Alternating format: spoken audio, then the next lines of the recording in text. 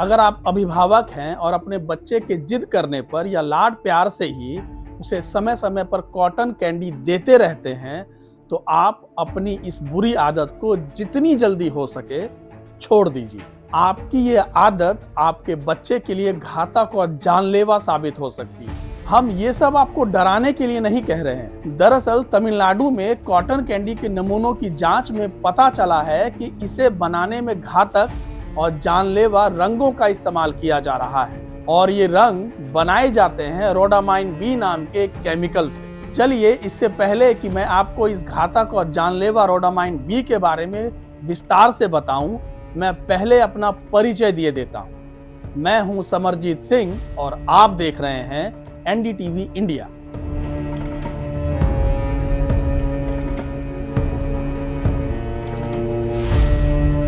अब बात इस घातक केमिकल रोडामाइन बी के बारे में, जिसका कॉटन कैंडी बनाने में किया जा रहा है इस्तेमाल। मेडिकल क्षेत्र से जुड़े जानकारों का मानना है कि कॉटन कैंडी में इस रंग के इस्तेमाल से आपके बच्चे को कैंसर जैसी जानलेवा बीमारी हो सकती है। और इतना ही नहीं, अगर कॉटन कैंडी का लंबे समय तक सेवन किया जाता रहा तो इससे बच्चों का लीवर और किडनी भी खराब हो सकता है। रोडामाइन बी एक डाई केमिकल होता है जिसका इस्तेमाल कपड़े और लेदर इंडस्ट्री में खास तौर पर किया जाता है। सोचिए, रोडामाइन बी इतना घातक है कि कॉटन कैंडी में इसके इस्तेमाल की खबर मिलने के तुरंत बाद ही तमिलनाडु सरकार ने इसे बैन कर दिया है। तमिलनाडु देश का पहला राज्य है जहां कॉटन कैंडी के नमूनों की जांच पहली बार हुई है। लेकिन सोचिए, तमिलनाडु के अलावा देश के किसी भी राज्य में इसके नमूनों की जांच आज तक नहीं हुई। ऐसे में कॉटन कैंडी बनाने में रोडामाइन बी नाम के केमिकल की कितनी मात्रा का इस्तेमाल किया जा रहा है,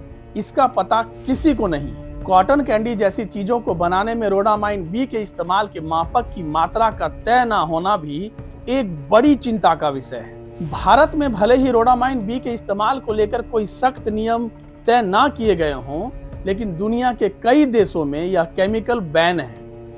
जिन देशों ने इसे बैन किया है उनमें अमेरिका जैसे देश भी शामिल हैं। अमेरिका में किए गए शोध में पाया गया था कि इस केमिकल के इस्तेमाल से कैंसर हो सकता है। साथ ही लंबे समय तक अगर इसका सेवन किया गया तो किडनी और लीवर को भी यह डैमेज कर सकता है। अब सवाल यह है कि आखिर रोडामाइन बी है क्या और इसका इस्तेमाल क्यों घातक माना जाता है। आपको बता दें कि रोडामाइन बी एक सिंथेटिक डाई केमिकल है। इसे सबसे पहले 1887 में डेवलप किया गया था।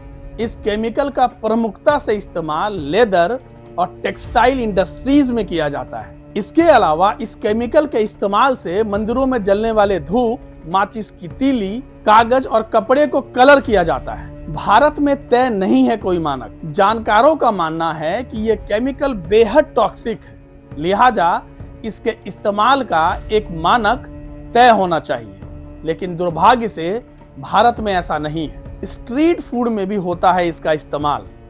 अगर आप स्ट्रीट फूड के दीवाने हैं और आपको बेहद पसंद है बाहर खाना खाना, तो आप भी सतर्क हो जाएं। कई डॉक्टर्स ऐसा मानते हैं कि इस केमिकल का इस्तेमाल स्ट्रीट फूड को बनाने में भी किया जा रहा है। फूड कलर करने में, फलों को रंगने में भी इस्तेमाल किया जाता है।